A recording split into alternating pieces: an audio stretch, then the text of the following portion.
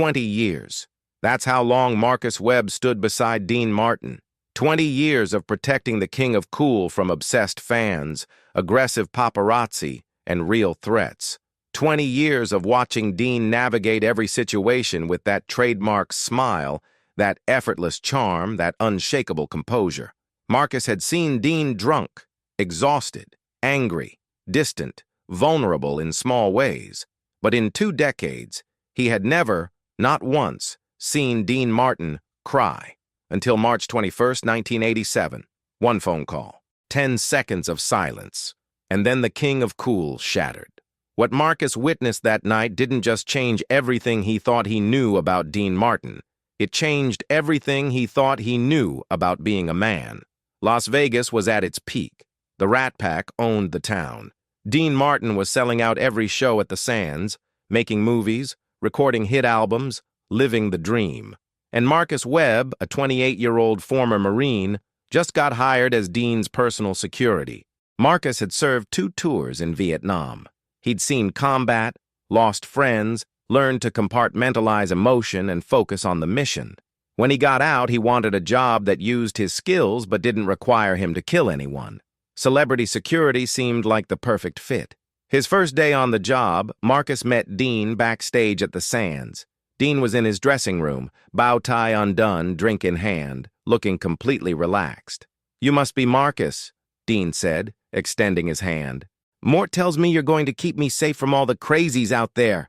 Marcus shook his hand. "That's the plan, Mr. Martin. Call me Dean. And don't worry, the crazies aren't that bad. Most of them just want an autograph or a kiss. It's the ones who want money you gotta watch out for."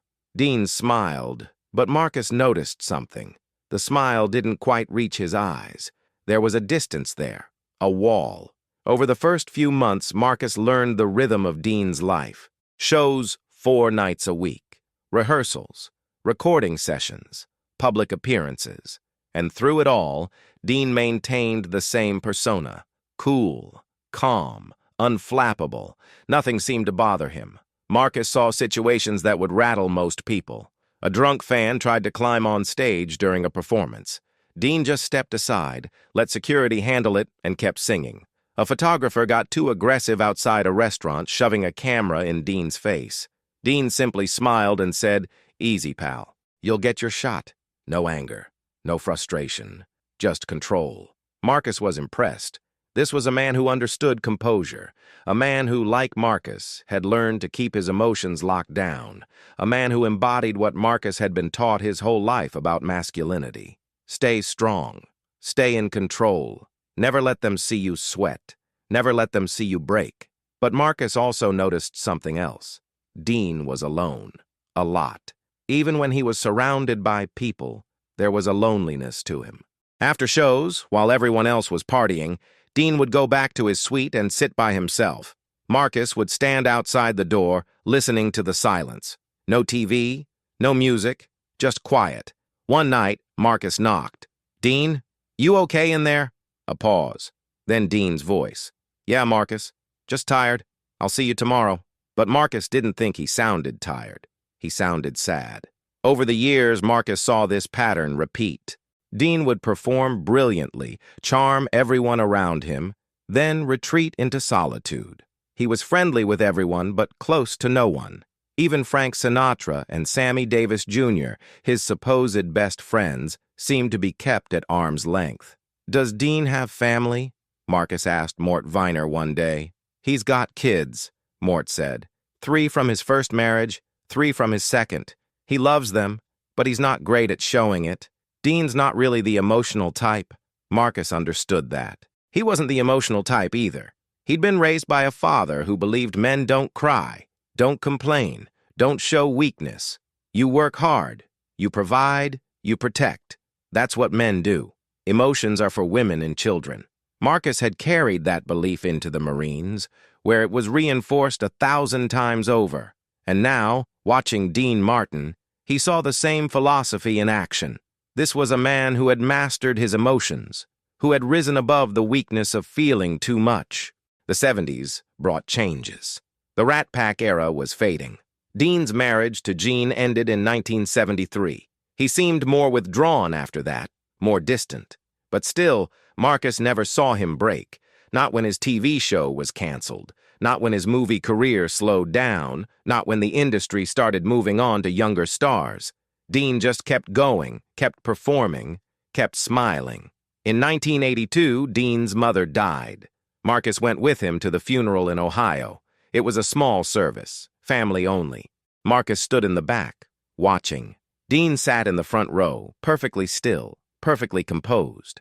When it was his turn to speak, he stood up, walked to the podium, and delivered a brief, heartfelt tribute. His voice never wavered. His eyes never teared up. Afterwards, people came up to him offering condolences. Dean thanked each one graciously, that same calm smile on his face. On the flight back to Los Angeles, Marcus sat across from Dean. "I'm sorry about your mother," Marcus said. Dean nodded. "She had a good life. 87 years. Can't complain about that. Still, it must be hard." Dean looked out the window. "It is what it is, Marcus. We all lose people. You just keep moving forward." Marcus respected that. No self-pity, no dramatics, just acceptance and strength. That's how a man handles loss. By the mid-'80s, Marcus had been with Dean for almost 20 years. He'd seen everything, or so he thought. Dean was in his late 60s now, performing less frequently, spending more time at home in Beverly Hills. His health wasn't great. His lungs were weak from years of smoking. His back hurt constantly. But he never complained, never asked for sympathy. Marcus had settled into a routine. He'd arrive at Dean's house in the morning, check the perimeter, review the day's schedule. Most days were quiet. Dean would read, watch TV, maybe take a walk around the property. He seemed content in his solitude, or at least that's what Marcus told himself. March 21st, 1987 started like any other day. Marcus arrived at Dean's house at 9 in the morning. Dean was in the kitchen making coffee. "Morning, Marcus." "Morning, Dean. Anything on the schedule today?" "Nope, just a quiet Saturday. You can probably take off early if you want. I'll stick around. Make sure everything's secure." Dean smiled. "You're a good man, Marcus. Too good for this job." "It's a good job," Marcus said. And he meant it. 20 years with Dean Martin.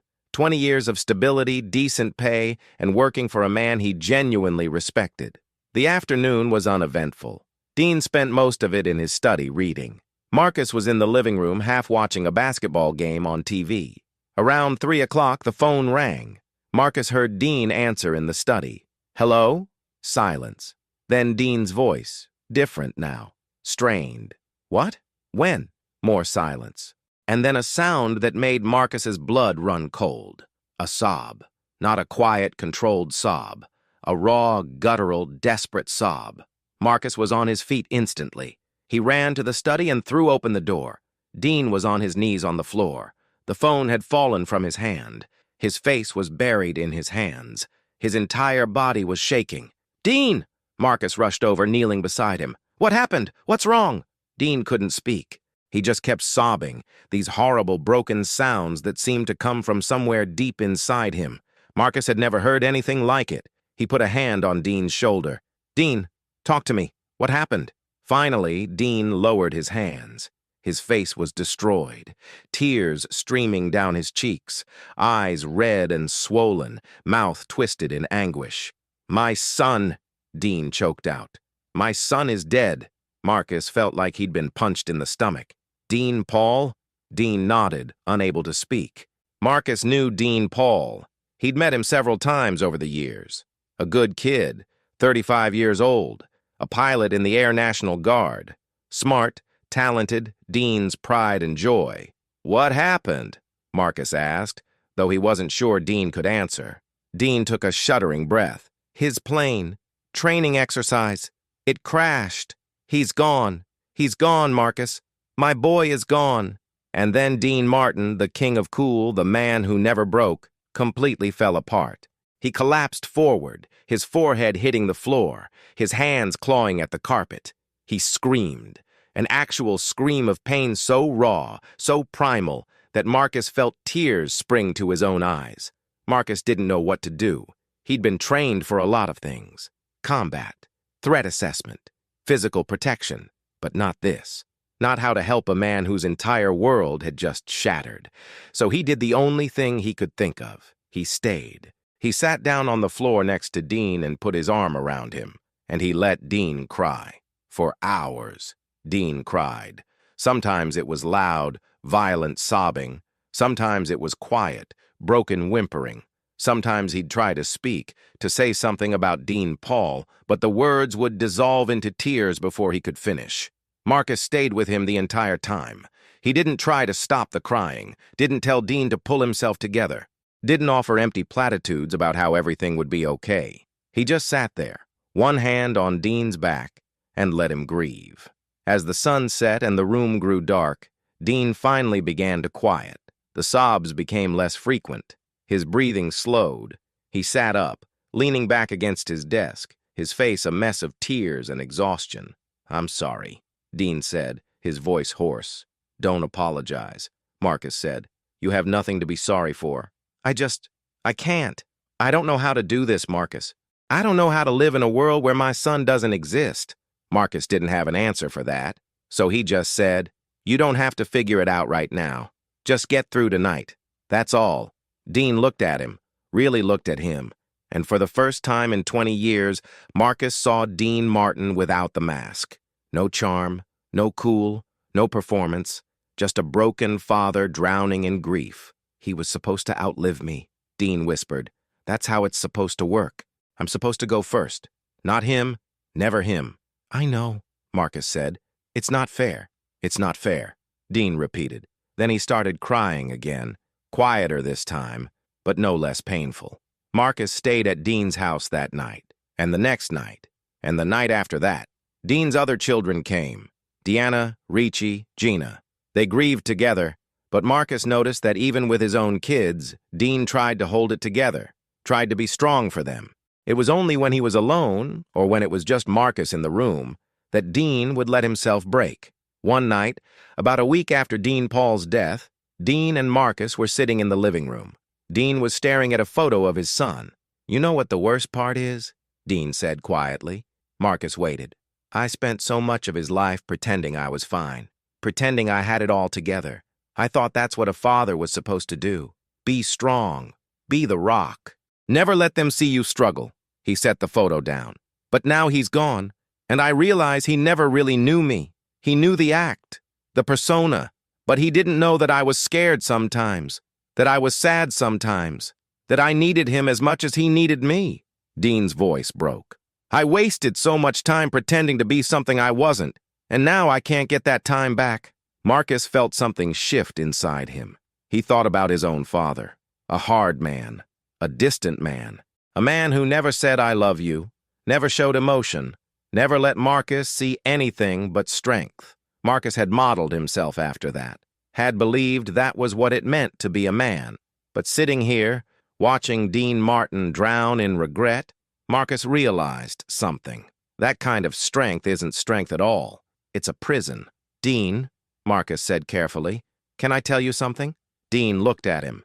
"I grew up believing that men don't cry, that showing emotion is weakness. My father never cried. Not once that I ever saw.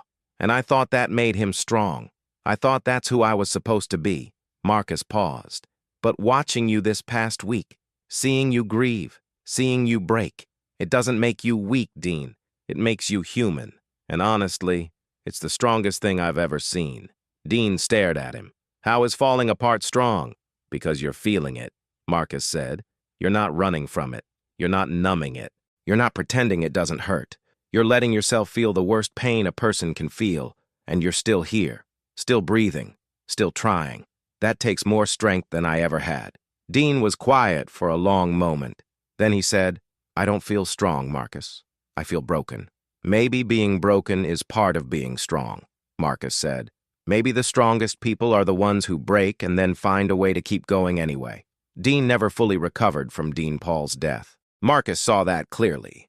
In the years that followed, Dean became even more reclusive.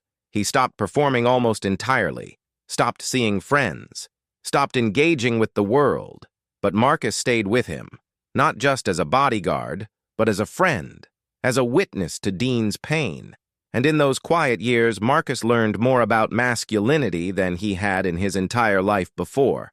He learned that strength isn't about never falling apart. It's about having the courage to fall apart when you need to. He learned that vulnerability isn't weakness.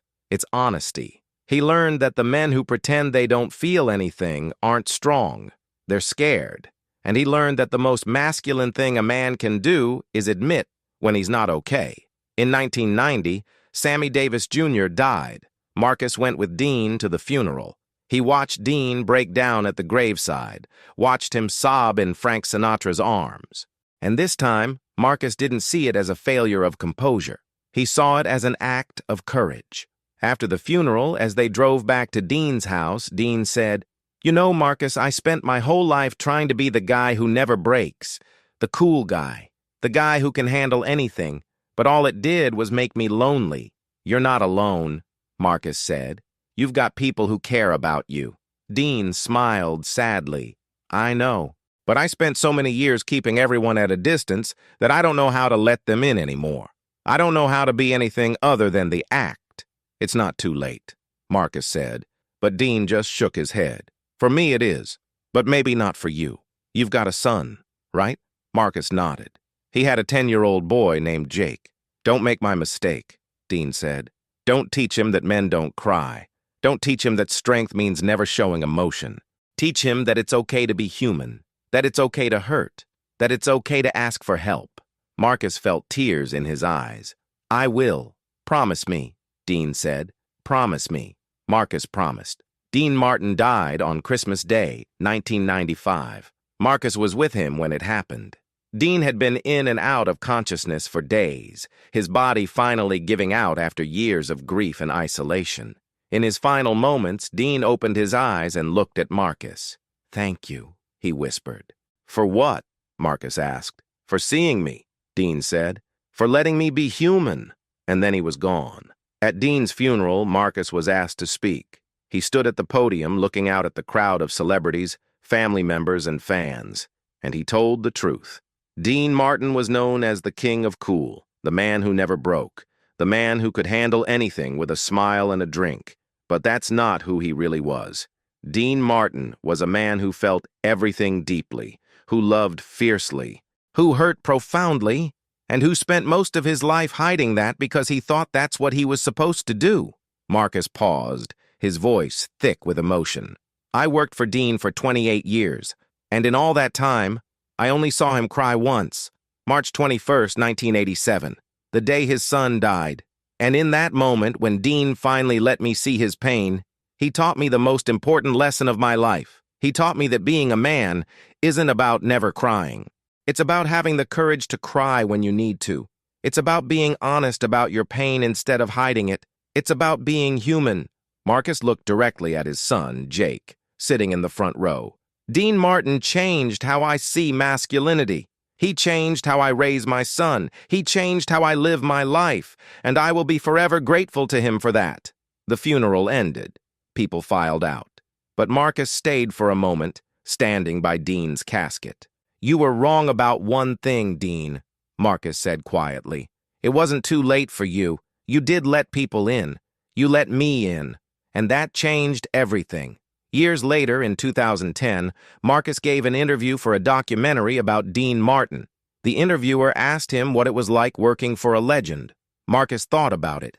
"Dean Martin wasn't a legend to me. He was a man, a complicated, lonely, deeply feeling man who spent his whole life pretending to be something he wasn't.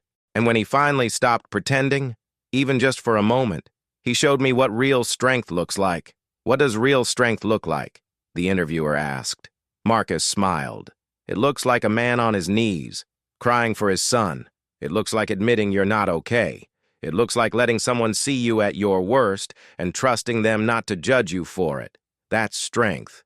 Everything else is just performance." Today, Marcus Webb is 75 years old. He's retired, living quietly in Arizona, but he still thinks about Dean Martin, still thinks about that night in March 1987, still thinks about the lesson he learned, and he's passed that lesson on to his son, who's passed it on to his own children. The lesson that masculinity isn't about being unbreakable. It's about breaking and then finding the courage to put yourself back together. It's about feeling your pain instead of running from it. It's about being honest instead of being cool. Dean Martin spent 20 years showing Marcus one version of masculinity, and then, in one night, he showed him the truth. The king of cool wasn't cool at all. He was human, and that's what made him a king. If this story moved you, think about the men in your life. Think about the fathers, brothers, sons, and friends who might be hiding their pain because they think that's what strength looks like. And remember that the bravest thing any of us can do is admit when we're not okay. Dean Martin taught Marcus Webb that lesson. And maybe, by hearing this story, we can learn it too. Because everybody needs somebody. And sometimes, the person we need most is someone who will let us cry.